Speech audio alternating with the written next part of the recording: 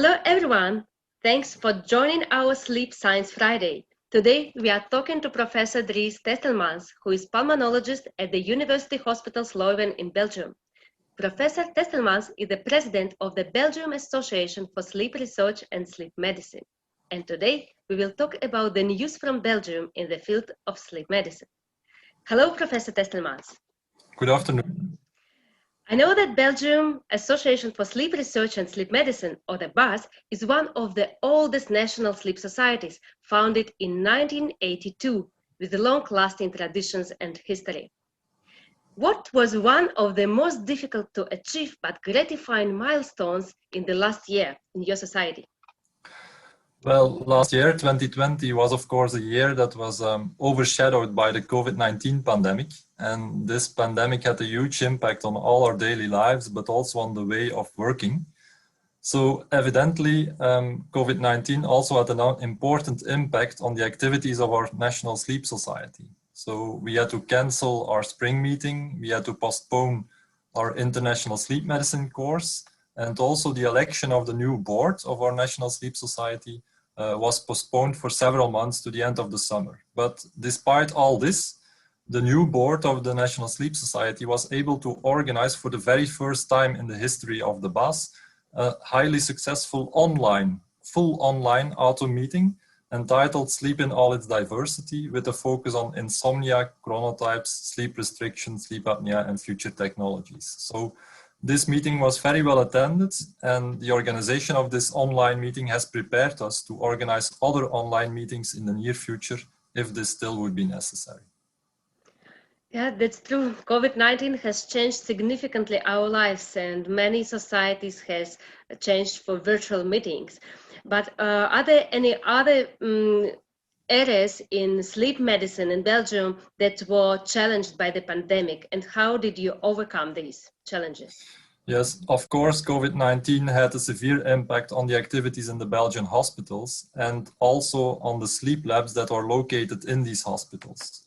So most, if not all, of the sleep labs in Belgium needed to temporarily close down or tune down the in-hospital activities because sleep units were rebuilt as COVID units, or healthcare personnel was relocated to other wards or COVID wards in the hospital. So this was very difficult, of course.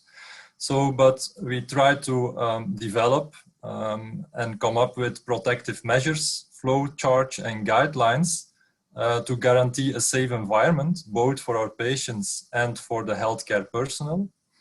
And also teleconsultations were introduced in our daily life to evaluate and follow up our patients that were under active treatment. And are there telemedicine consultations and services reimbursed now in Belgium? Well, for this year now, with the COVID-19 pandemic, teleconsultations were partially reimbursed. Yes, so it was introduced in Belgium. So it was introduced, so you could achieve these changes during the last year, during COVID?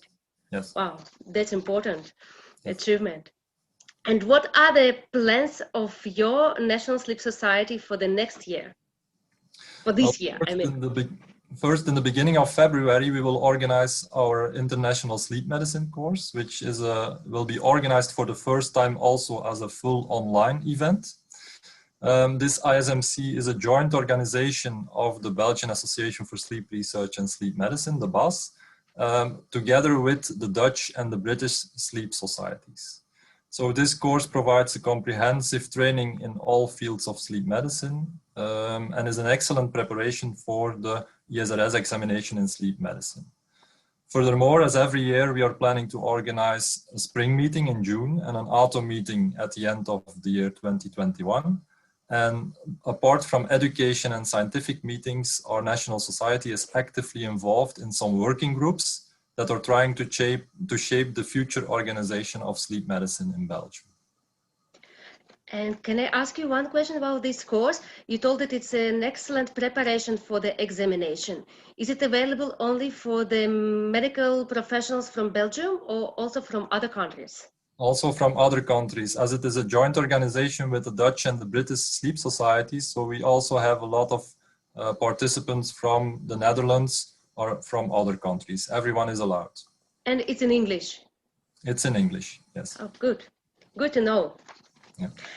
And could you please tell us in a few words about the organization of sleep medicine? I mean, how somnology is recognized nowadays in Belgium as a separate specialty or a subspecialty, and how is the education in sleep field is organized in Belgium? Yes. So actually the education in the sleep field somewhat lacks national uniformity. There is an inter-university course in sleep medicine organized by 3 large universities in the French-speaking part of the country. And this course leads to obtaining a certificate in sleep medicine. Furthermore, there is a Dutch course, which is co-organized by the University of Antwerp, which can be seen as a preparation also for the sleep medicine exam of the ESRS. And as already said, we have the International Sleep Medicine course, which is organized by the Sleep Society, also as a preparation for the ESRS examination.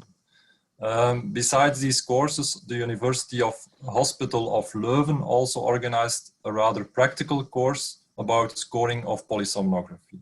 So, but actually there is a lack of national uniformity in sleep education. Somnology has not been recognized as a separate specialty or subspecialty in Belgium so far, but in November 2018, our National Sleep Society, the BAS, together with other Belgian institutes, academic institutions, scientific organizations, and professional unions, submitted a document to the High Council for Specialists and GPs to request a subtitle on sleep and wake medicine for internal medicine specialists, for neurologists, psychiatrists, pediatricians, and pulmonologists. The application was supported by participating stakeholders from ENT, dental medicine, and maxillofacial surgery societies and unions, but we are still eagerly and actively awaiting the outcome of this submission. So if this would be, if we would receive a positive answer, then the BAS is considering to prepare an inter-university postgraduate program on sleep and wake medicine, and this would certainly contribute to a better standardization of the education in sleep medicine in our country. Yeah, we really hope that you will get a positive answer. We will be looking forward for future news from you regarding this issue as well. Thank you. I know that I understand that it is just a few months since you were elected as a president of BAS, and my congratulations with this. But since it is just several months, but still, what is your biggest takeaway from your presidency to other sleep professionals? Well, indeed, as my election was only 6 months ago, it's still early to tell, of course, but maybe I could say that I feel it's important to keep in mind that sleep medicine is a real multidisciplinary field, and it's only a strongly evolving discipline where different specialists and other healthcare personnel need to closely work together to ensure the best outcome for our patients. And as the field is rapidly evolving with the development of new tools and diagnostics, there is a need for well-organized and continuous education in sleep medicine for all involved healthcare workers. So I believe this is really important. And there is also a need to perform high-quality, well-designed trials to evaluate the exact place and role of these new tools in the diagnosis and treatment of different sleep disorders. Thank you for this important message. And as you have mentioned about new tools in sleep medicine, I would like to ask you whether do you use a novel digital technology in your daily life? And what is your favorite technology or digital tool so far? Okay, well, the rules for reimbursement of OSA treatment in Belgium demand an in-hospital polysomnography for the diagnosis of obstructive sleep apnea. So the use of digital technologies in clinical practice is still limited at this moment in Belgium.